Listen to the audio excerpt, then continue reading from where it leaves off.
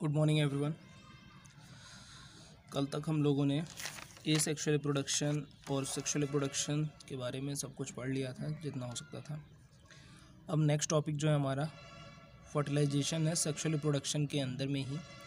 जैसे मैंने इससे पिछली क्लास में ये बताया था कि सेक्सुअल रिप्रोडक्शन के अंदर में 3 स्टेप आते हैं, 3 फेजेस होते हैं: pre fertilization event, fertilization and post fertilization event. Pre fertilization कल पढ़ा दिया था, जिसके अंदर में 2 सब टॉपिक आते हैं, गैमेटोजेनेसिस एंड गैमेट ट्रांसफ़र। इसके बाद में सेकंड जो इवेंट होता है मेन, वो होता है फर्टिलाइजेशन। फर्टिलाइजेशन के बाद का जो इवेंट होगा उसी का नाम होता है पोस्ट फर्टिलाइजेशन इवेंट। बट अभी हमको फर्टिलाइजेशन से स्टार्ट करना है।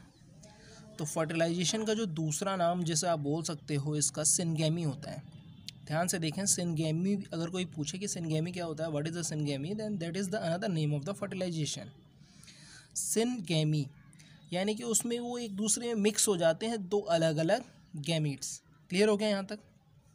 फर्टिलाइजेशन एक प्रोसेस होती है जिसमें मेल गैमेट, इधर मैं यहाँ पर लिख देता हूँ, मेल गैमेट जो है और फीमेल गैमेट दोनों मिलके क्या बनाते हैं, जाइगोट बनाते हैं। ठीक है, क्या बनाते हैं, जाइगोट। जाइगोट एक क्या होता है, ये सिंगल सेल स्ट्रक्चर होता है। और ये कब होता है, after the process of fertilization. उसके बाद में एक नेक्स्ट टॉपिक आता है कि ये तो नॉर्मल एक प्रोसेस हुआ जाइगोट फॉर्म होने का, लेकिन कुछ ऑर्गेनिज्म ऐसे हैं यूनिवर्स में जो कि फर्टिलाइजेशन प्रोसेस में इन्वॉल्व ही नहीं होते हैं। वो डायरेक्ट जो फीमेल एग सेल होती है उससे डायरेक्ट वो एक न्यू ऑर्गेनिज्म डेवलप कर लेते हैं।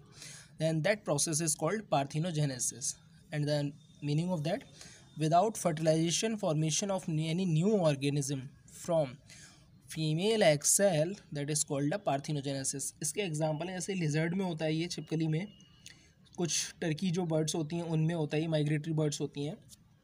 और हनी बी के बारे में मैं ये बता दूं, जैसे मधुमक्खी की ये जो ड्रोन्स होते हैं वो सेम पार्थिनोजेनेसिस प्रोसेस के थ्रू ही प्रोड्यूस होते हैं। और जो वर्कर्स और क्वीन होती है, जो क्वीन मधुमक्खियाँ होती हैं, हनी बीज होती हैं, वो फर्टिलाइजेशन प्रोसेस के थ्रू बनते हैं। अब बात आती है कि फर्टिलाइजेशन भी 2 तरह के हो सकते हैं, एक्सटर्नल और इंटरनल टाइप में। एक्सटर्नल का सीधा सा मतलब ये है कि ये बॉडी के बाहर होगा, यानी कि पानी में होगा। ये पानी में होगा। अब क्या होता है कि जब फर्टिलाइजेशन प्रोसेस करानी है तो ये बाई चांस फैक्टर होता है, इसमें चांस फैक्टर जुड़ा रहता है हमेशा कि ये पता नहीं फर्टिलाइजेशन हो पाएगा या नहीं होगा। पानी का बहाव ज़्यादा हुआ तो हो सकता है कि वो बह के चले जाएँ या जो भी है, लेकिन उनको कंप्लीट सक्सेसफुल बनाने के लिए ये क्लियर कट बात है कि वो एक मतलब ज़्यादा नंबर में प्रोड्यूस होंगे। आप ही सोचें, अगर वो ज़्यादा नंबर में प्रोड्यूस नहीं होंगे तो क्या गारंटी है वो फर्टिलाइजेशन हो ही जाएगा, क्योंकि इसमें मेल बॉडी और फीमेल बॉडी दोनों ही बाहर पानी में अपने गैमेट्स को रिलीज़ करते हैं। इसका सबसे बड़ा एग्जांपल है, जैसे आपके एम्फीबियंस में मेढक आपने देखा होगा, फिशेस होती हैं कुछ, और एल्गी में ये हमें देखने को मिलता है। हायर नंबर्स में ये प्रोड्यूस होते हैं इनके गैमेट्स, और ये बाहर अपनी बॉडी के बाहर ही ये फर्टिलाइजेशन प्रोसेस को कंप्लीट करते हैं। ये सबसे ज़्यादा वल्नरेबल होते हैं। वल्नरेबल का मतलब क्या होता है कि किसी भी चीज़ से बहुत जल्दी ये प्रॉब्लम में आ सकते हैं, और इनके ऑर्गेनिज्म का जो ऑफस्प्रिंग है, सर्वाइवल रेट बहुत कम होता है, क्योंकि जो प्रीडेटर्स हैं वो उनको खा सकते हैं, या कोई भी बहुत सारे ऐसे रीजंस होते हैं। जैसे कि आपने देखा होगा मॉस्कीटो के हुए, इनमें जो इनके टेडपोल वगैरह होते हैं, और ये जो मेढक वाले कुछ दूसरे जो ऑर्गेनिजम्स होते हैं जो पानी में रहते हैं वो उनको खा जाते हैं। क्लियर हुआ? अब हम देखते हैं दूसरा जो है इसका सब टाइप फर्टिलाइजेशन का, इंटरनल फर्टिलाइजेशन।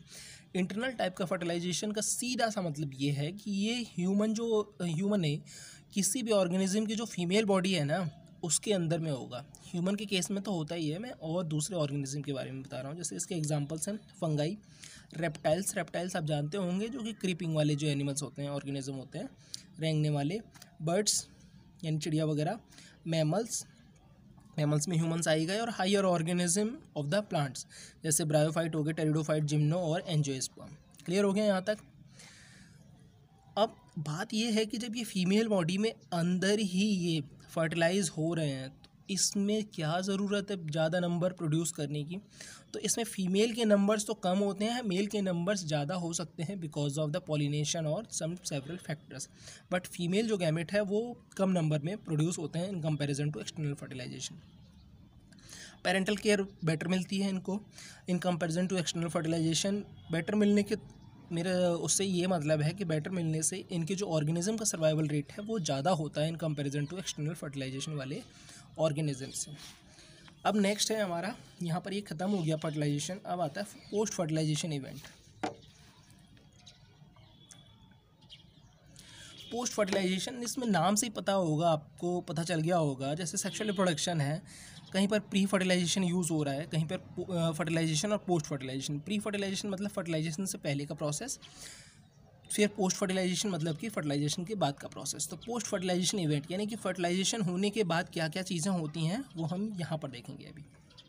सबसे पहले है जाइगोट फॉर्मेशन, जो कि सिनगेमी प्रोसेस यानी कि फर्टिलाइजेशन प्रोसेस के थ्रू ऊपर बन चुका था। क्लियर हो गया? इसके बारे में आप जान लें, ये मल्टी सेलुलर स्ट्रक्चर नहीं होता है, ये सिंगल सेल्ड स्ट्रक्चर होता है, यूनिन्यूक्लियर होता है। ये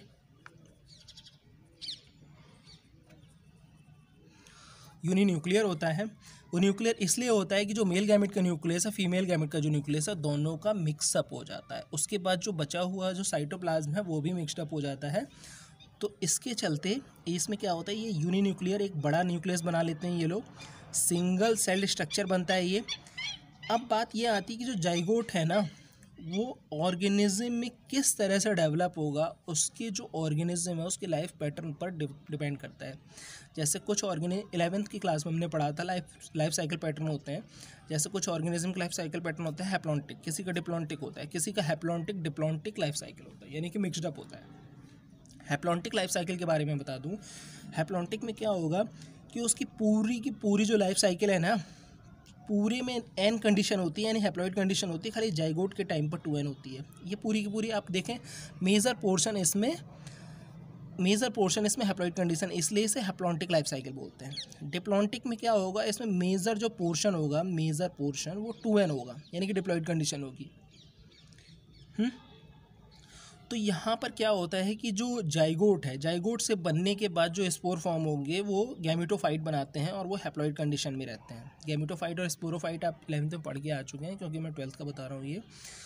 तो गैमेटोफिटिक कंडीशन वो होती है जिसमें कि हैप्लॉइड कंडीशन होती है, और स्पोरोफिटिक कंडीशन वो होती है जिसमें कि डिप्लॉइड कंडीशन होती है। यहाँ तक समझ में आ गया?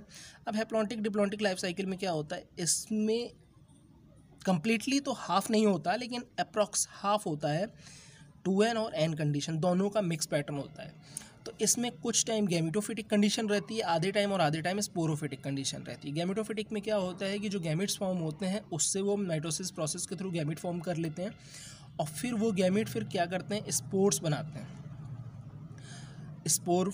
और फिर उसके बाद वो जब डिप्लॉइड कंडीशन होनी होती है, तो जो दोनों गैमेट जब मिक्स हो जाते हैं, तो दोनों गैमेट के मिक्स होने के बाद वो जब दोनों गैमेट मिक्स होने के बाद वो स्पोरोफिटिक कंडीशन डिप्लॉइड कंडीशन बनाते हैं, और उनसे फिर क्या होता है, स्पोर बनते हैं। स्पोर से फिर गैमेटोफाइट बनता है, और गैमेटोफाइट से फिर पूरी वो हैप्लॉइड कंडीशन चलती है। इस तरह से इनका लाइफ साइकिल मूव करता है।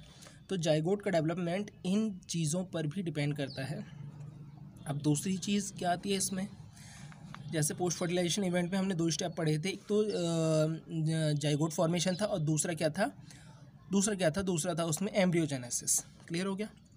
एम्ब्रियोजेनेसिस में, अब इसमें एम्ब्रियोजेनेसिस में क्या होता है, एम्ब्रियोजेनेसिस में आप ये देखेंगे कि नाम से ही पता चलता है, जेनेसिस का मतलब होता है सिंथेसिस या फॉर्मेशन, और एम्ब्रियो तो आपको पता ही है। After the zygote formation that is developed into embryo. मैंने यहाँ पर शॉर्ट में लिखा है, आप डायरेक्ट इसे शॉर्ट में लिखेंगे तो इसका कोई मतलब नहीं रहेगा।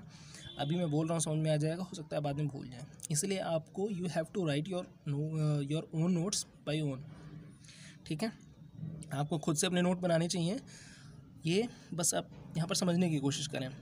एम्ब्रियो फ्रॉम जाइगोट, यानी कि जाइगोट वो डेवलप होता है एम्ब्रियो में। इसमें बहुत सारे रिपीटेटिव सेल डिवीज़न होते रहते हैं, रिपीटेटिव सेल डिवीज़न होते हैं, जिसमें कि हम माइटोसिस का नाम लेंगे। मियोसिस का तो आपको पता ही होगा कि मियोसिस का प्रोसेस जो होता है वो गैमीट फॉर्म करने में होता है, हैप्लॉइड कंडीशन को जनरेट करने में होता है। ठीक है, लेकिन डिप्लॉयड कंडीशन या फिर हैप्लॉयड को ही मेंटेन करने के लिए आपको माइटोसिस की ज़रूरत पड़ेगी ही पड़ेगी। फिर आता है सेल डिफरेंशिएशन। सेल डिफरेंशिएशन क्यों ना हो, वो इसलिए ज़रूरी है क्योंकि सेल डिवीज़न के बाद सेल की अपनी एक लेबर होती है सॉरी। तो लेबर वर्क को उसमें डिस्ट्रीब्यूट करने में कि कौन सी सेल स्पेशलाइज्ड है कौन से काम करने के लिए। जैसे आप प्लांट के केस में देखें तो जैसे कि parenchyma, collenchyma, sclerenchyma, every cell और every type of tissues is distributed their own work, ठीक है। तो इसके लिए सेल डिफरेंशिएशन होती है। जैसे आप जाइलम और फ्लोएम भी देखते हैं, जाइलम का क्या प्रोसेस होता है, फ्लोएम का क्या प्रोसेस होता है। अब हम नीचे आते हैं।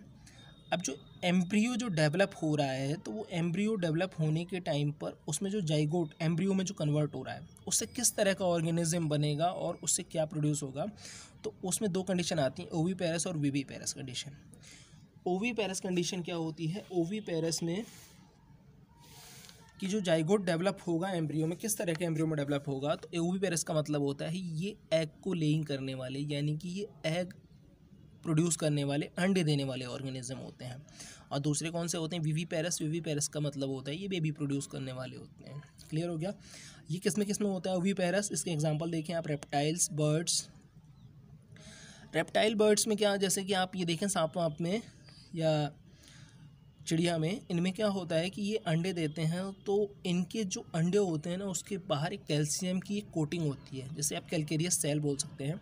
ये इसलिए होती है कि जो एनवायरमेंटल कंडीशन होती है उनसे, जो एक्सटर्नल फैक्टर है उनसे बचाने के लिए। क्लियर हो गया, समझ में आया।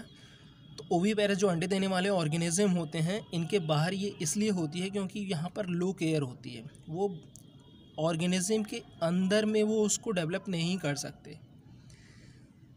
उसको बेबी को जो अंडा है, जो एग है, वो एग को ये बाहर एनवायरनमेंट में ये रिलीज़ कर देते हैं। उसके बाद वो फिर धीरे धीरे फिर उसको आफ्टर टेम्परेचर, वो एग लेइंग जैसे भी होगा उसके बाद वो डेवलप करेगा, लेकिन वो इनसाइड द बॉडी नहीं होता, आउटसाइड द बॉडी होता है। इसीलिए यहाँ पर कैल्केरियस सेल्स की ज़रूरत पड़ती है। शेल है ये। अब आता है विवीपेरस। विवीपेरस ऑर्गेनिज्म वो होते हैं जो कि बेबी प्रोड्यूस करते हैं, अंडे नहीं देते। जैसे कि इसके एग्जांपल है मैमल्स में हम आते हैं ह्यूमंस। अब इसमें लो रिस्क होता है ऑर्गेनिज्म को, ऑफस्प्रिंग को। लो रिस्क क्यों होगा, क्योंकि ये मदर की बॉडी के अंदर होता है इसका डेवलपमेंट। इस एम्ब्रियो का जो जाइगोट डेवलप हो रहा है डिफरेंट पैटर्न में, ठीक है।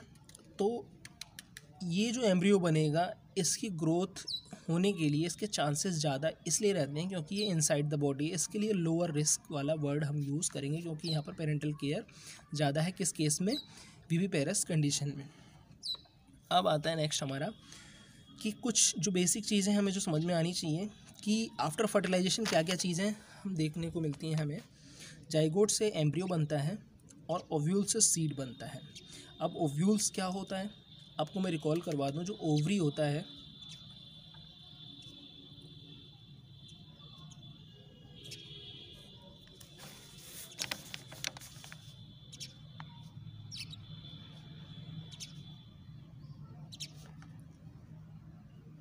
ऊपर वाला stigma, style and ovary.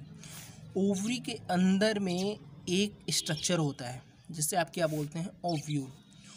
Ovule after fertilisation किस में कन्वर्ट हो जाता है, जाइगोट। जाइगोट आपको पता ही होगा, आप थोड़ा सा आपने 10th क्लास में अगर थोड़ा सा ध्यान दिया हो तो यहाँ पर एक एग सेल होता है। एग सेल फर्टिलाइजेशन के बाद जाइगोट बन जाएगा। तो ये जो एग सेल है, एग अपरेटस वाले में जो एग सेल है और मेल गैमेट मिल्क्स होने के बाद ही क्या बनाते हैं, एम्ब्रियो बना देंगे। लेकिन ये जो कंप्लीट ओव्यूल है ये किस में कन्वर्ट हो जाएगा, ये सीड में कन्वर्ट हो जाएगा। ओवरी, ये जो पूरी की पूरी जो ओवरी है वो किस में कन्वर्ट हो जाती है, फ्रूट में कन्वर्ट हो जाती है। और जो फर्टिलाइजेशन के बाद जो चीज़ें हमें फ्लावर में देखने को मिलती हैं उसमें क्या क्या होते हैं, जैसे एंड्रोसियम उसके वाइडर हो जाते हैं, यानी गिर जाते हैं, सेपल गिर जाते हैं, पेटल गिर जाते हैं। बचता क्या है, गाइनोसियम का ये जो फीमेल रिप्रोडक्टिव पार्ट है ये बचता है। Ovary turns into fruit. अब वॉल ऑफ ओवरी, ये जो ओवरी की जो वॉल है, मैं इस पूरी ओवरी को बोल रहा था कि फ्रूट में बदल जाएगी, लेकिन ये जो ओवरी की जो वॉल है वो किस में कन्वर्ट हो जाएगी, वो पेरिकार्प में।